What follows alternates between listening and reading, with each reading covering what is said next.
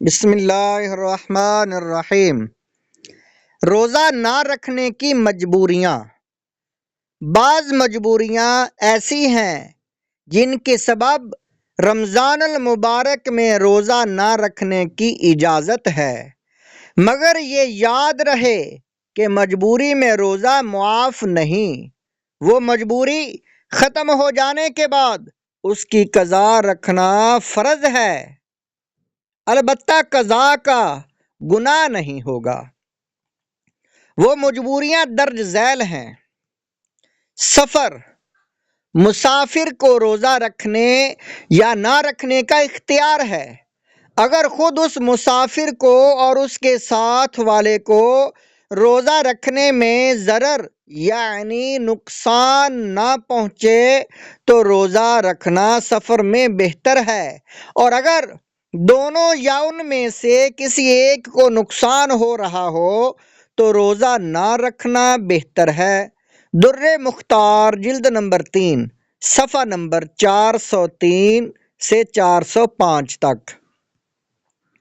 جیسا کہ سراپا رحمت نبی اکرم صلی اللہ علیہ وآلہ وسلم سے دریافت کیا گیا، سفر میں روزہ رکھوں؟ آپ صلی اللہ علیہ وآلہ وسلم نے ارشاد فرمایا، چاہے رکھو چاہے نہ رکھو۔ صحیح بخاری جلد نمبر 1 صفحہ نمبر 640 اور حدیث نمبر 1943۔ حضرت سیدنا ابو سعید خدری رضی اللہ تعالیٰ عنہ فرماتے ہیں، 16ویں رمضان المبارک کو سرور کائنات صلی اللہ علیہ وآلہ وسلم کے ساتھ ہم جہاد میں گئے۔ ہم نے بعض نے روزہ رکھا اور بعض نے نہ رکھا۔ نہ تو روزہ داروں نے غیر روزہ داروں پر عیب لگایا اور نہ انہوں نے ان پر۔ صحیح مسلم صفحہ نمبر 564 اور حدیث نمبر ہے 1116۔ سفر کی مقدار بھی ذہن نشین کر لیجئے۔ سیدی اعلیٰ حضرت مولانا شاہ احمد رضا خان علیہ رحمت الرحمن کی تحقیق کے مطابق شرعاً سفر کی مقدار 57.5 میل یعنی تقریباً 92 کلومیٹر ہے۔ جو کوئی اتنی مقدار کا فاصلہ طے کرنے کی غرض سے اپنے شہر یا گاؤں کی آبادی سے باہر نکل آیا، وہ اب شرعاً مسافر ہے، اسے روزہ قضا کر کے رکھنے کی اجازت ہے، اور نماز میں بھی وہ قصر کرے گا۔ مسافر اگر روزہ رکھنا چاہے تو رکھ سکتا ہے، مگر 4 رکعت والی فرض نمازوں میں اسے قصر کرنا واجب ہے۔ نہیں کرے گا تو گناہگار ہوگا، اور جہالتاً یعنی علم نہ ہونے کی وجہ سے پوری 4 پڑھی تو اس نماز کا پھیرنا بھی واجب ہے۔ مخلصاً فتاوی رضویہ جلد نمبر 8 صفحہ نمبر 270۔ مسافر نے دحوہ کبریٰ دوپہر سے پہلے اقامت کی اور ابھی کچھ کھایا نہیں تو روزہ کی نیت کر لینا واجب ہے۔ دن میں اگر سفر کیا تو اس دن کا روزہ چھوڑ دینے کے لیے آج کا سفر عذر نہیں، البتہ اگر دوران سفر توڑ دیں گے تو کفارہ لازم نہ آئے گا، مگر گناہ ضرور ہوگا۔ اگر سفر شروع کرنے سے پہلے توڑ دیا پھر سفر کیا تو شرائط پائے جانے پر کفارہ بھی لازم آئے گا۔ رد المختار جلد نمبر 3 صفحہ نمبر 416۔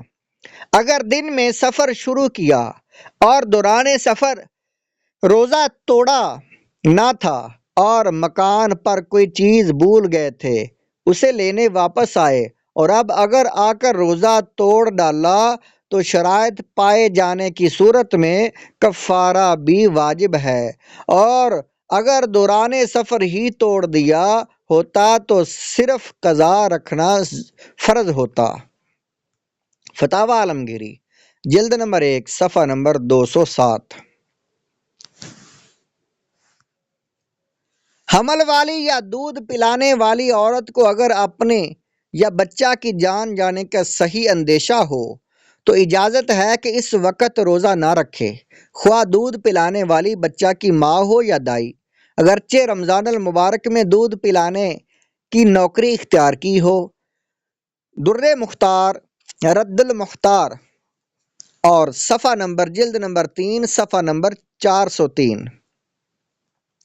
حضرت سیدنا انس بن مالک کعبی رضی اللہ تعالیٰ عنہ آپ سے روایت ہے کہ مدینے کے تاجدار صلی اللہ علیہ وآلہ وسلم کا فرمان خوشگوار ہے، اللہ عز و جل نے مسافر سے آدھی نماز معاف فرما دی، یعنی 4 رکعت والی فرض نماز 2 رکعت پڑھے، اور مسافر اور دودھ پلانے والی حاملہ سے روزہ معاف فرما دیا کہ اجازت ہے کہ اس وقت وہ عورت نہ رکھے، بعد میں وہ مقدار پوری کر لے۔ جامعہ ترمذی جلد نمبر 2 صفحہ نمبر 170 اور حدیث نمبر 715۔ بھوک اور پیاس ایسی ہو کہ ہلاک کا خوف صحیح ہو یا عقل میں کسی نقصان کا اندیشہ ہو تو روزہ نہ رکھیں۔ در مختار، رد المختار جلد نمبر 3 صفحہ نمبر 402۔ مریض کو مرض بڑھ جانے کا یا دیر میں اچھا ہونے یا تندرست کو بیمار ہو جانے کا گمان غالب ہو تو اجازت ہے کہ اس دن روزہ نہ رکھے بلکہ بعد میں قضا کرے۔ در مختار جلد نمبر 3 صفحہ نمبر 403۔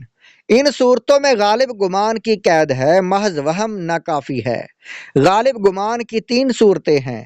پہلی صورت یہ ہے کہ اس کی ظاہری نشانی پائی جائے، دوسری یہ ہے کہ اس شخص کا ذاتی تجربہ ہے، تیسری یہ ہے کہ کسی مسلمان حاذق یعنی تجربہ کار اور اپنے فن طب میں ماہر طبیب مستور یعنی غیر فاسق نے اس کی خبر دی ہو، اور اگر نہ کوئی علامت ہو، نہ تجربہ، نہ اس قسم کے طبیب نے اسے بتایا بلکہ کسی کافر یا فاسق طبیب کے کہنے سے افطار کر لیا یعنی روزہ توڑ ڈالا، تو شرائط پائے جانے کی صورت میں قضا کے ساتھ ساتھ کفارہ بھی لازم آئے گا۔ رد المختار جلد نمبر 3 صفحہ نمبر 404۔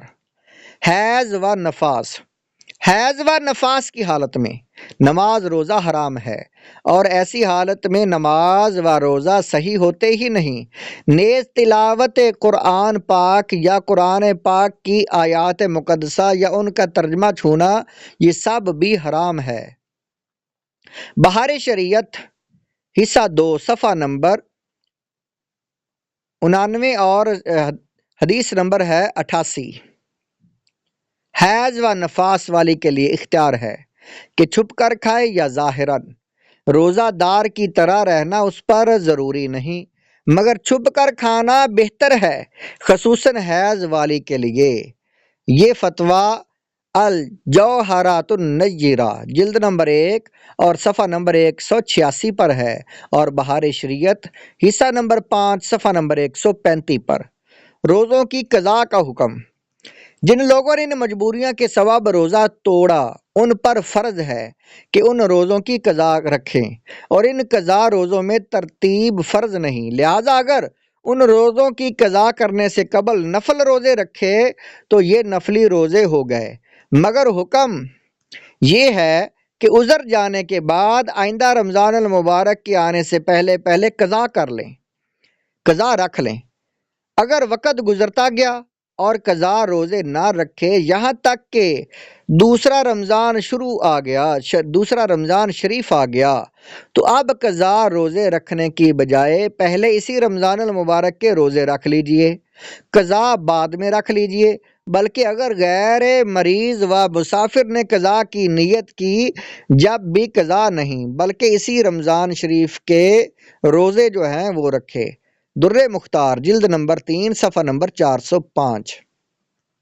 شیخ فانی یعنی وہ معمر بزرگ جن کی عمر اتنی بڑھ چکی ہے کہ اب وہ بیچارے روز بروز کمزور ہی ہوں گے اور اب روزے کی طاقت آنے کی امید نہ رہی، انہیں اب روزہ نہ رکھنے کی اجازت ہے، لہذا ہر روزہ کے بدلے میں بطور فدیہ ایک صدقہ فطر کی مقدار 2 کلو سے 80 گرام کم گیہوں یا اس کا آٹا یا ان گیہوں کی رقم مسکین کو دے دیں۔ یہ مسئلہ، یہ فتویٰ در مختار جلد نمبر 3 صفحہ نمبر 410 پر ہے۔ اگر ایسا بوڑھا گرمیوں میں روزے نہیں رکھ سکتا تو نہ رکھے، مگر اس کے بدلے سردیوں میں رکھنا فرض ہے۔ فدیے کا حکم، فدیے کے احکام۔ اگر فدیہ دینے کے بعد روزہ رکھنے کی طاقت آ گئی تو دیا ہوا فدیہ صدقہ نفل ہو گیا، ان روزوں کی قضا رکھیں۔ فتاوی عالمگیری۔ یہ اختیار ہے کہ شروع رمضان ہی میں پورے رمضان کا ایک دم فدیہ دے دیں یا آخر میں دے دیں۔ فدیہ دینے میں یہ ضروری نہیں کہ جتنے فدیے ہوں اتنے ہی مساکین کو الگ الگ دیں، بلکہ ایک ہی مسکین کو کئی دن کے بھی دیے جا سکتے ہیں۔ بعض کام جن کی وجہ سے روزہ توڑنے پر کفارہ و قضا دونوں واجب ہوتے ہیں۔